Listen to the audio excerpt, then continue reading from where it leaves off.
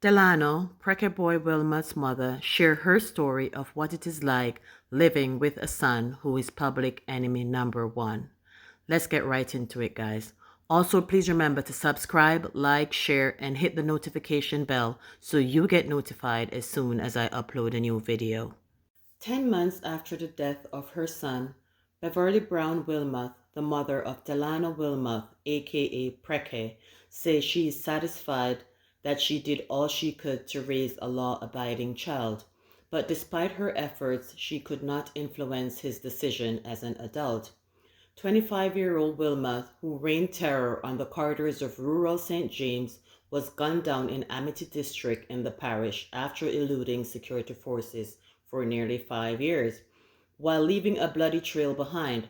However, his 57-year-old mother, a housekeeper, still regrets that her fourth of 5 boys did not heed to her pleas to surrender when he became public enemy number one.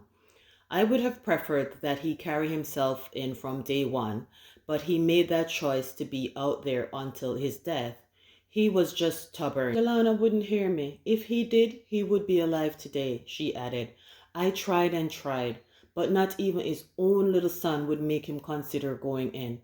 I even got a lawyer and told him to turn himself in. I had no control over what he did. I did my best.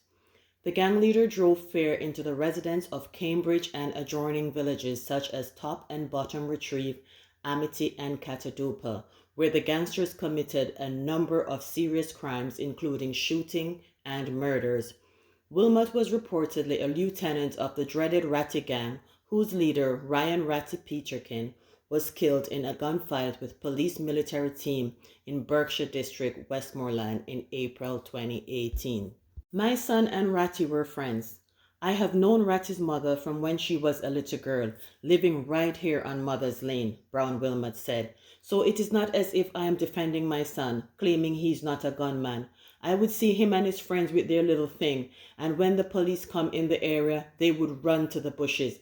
I told Delano that the only people who should have a gun are police, soldiers, and private firearm holders, but I guess he had to walk with his gun to protect himself. Brown Wilmot believed her son's defiance might have been triggered by the pain of the death of his father, Robert Alexander Wilmot, in 2012, who she claimed was killed innocently after being caught in the crossfire between persons feuding over a gun purchase gone bad. The family does not believe that the police did a proper investigation into the shooting death of her husband, something that might have contributed to Wilmot resisting calls for him to surrender. 4 years after Delano's father died, I was at work and I heard that he was wanted by the police for murder of one in connection with Father Wilmot's killing, Brown Wilmot said. She couldn't say how her son and his friend came by the guns, but admitted that in the early stages she was told her son was involved in the lottery scam. However, for her, this was a bit surprising. And although he was smart, he could not read and write efficiently. He used to give a lot of talking, and he would just be in the class and throw a piece of paper playfully to distract you and then laugh. He just loved to give jokes, she said. Brown Wilmot said that her family was a target during the state of emergency, which has left many emotional and a few physical scars. She also claimed that her son got more support from community members during his time as a fugitive than he did from her because she was afraid. I spent 8 weeks in jail at Falmouth Police Station just because I am Delano's mother, she said. I represent every struggling mother who hope and pray every day that their children turn out the right way and keep on the straight and narrow. She alleged that she and her children were beaten. Oh no, my spine's still acting up from that time. The security forces believe I was the one cooking for him when he was in hiding, but it wasn't me. I was too afraid. But there are those who live here who love Delano dearly, but at the same time, there are others who never like him. I was afraid, so I didn't hold any conversations with my son, she added.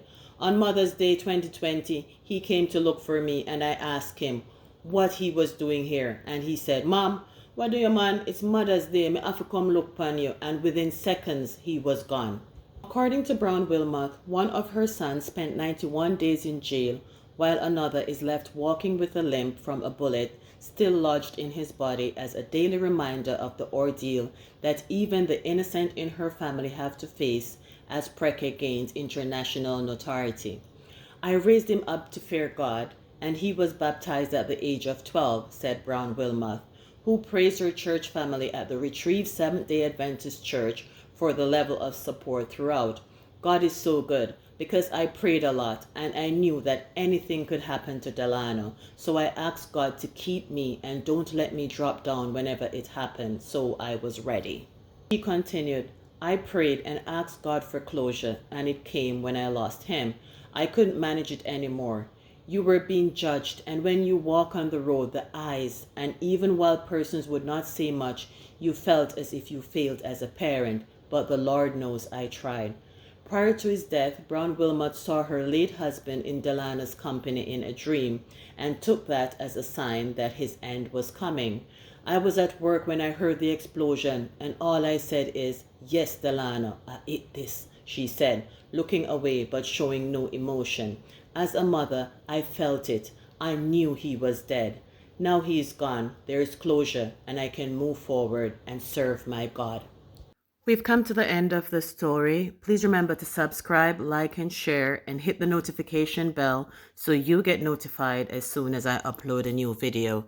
Guys, it's never easy for a parent to bury a child, especially when you know you tried your best to keep them on the straight and narrow, but they make their own decision. In this case, I hope that Miss Brown finds some peace and is able to move on and continue with her life and continue to serve her God.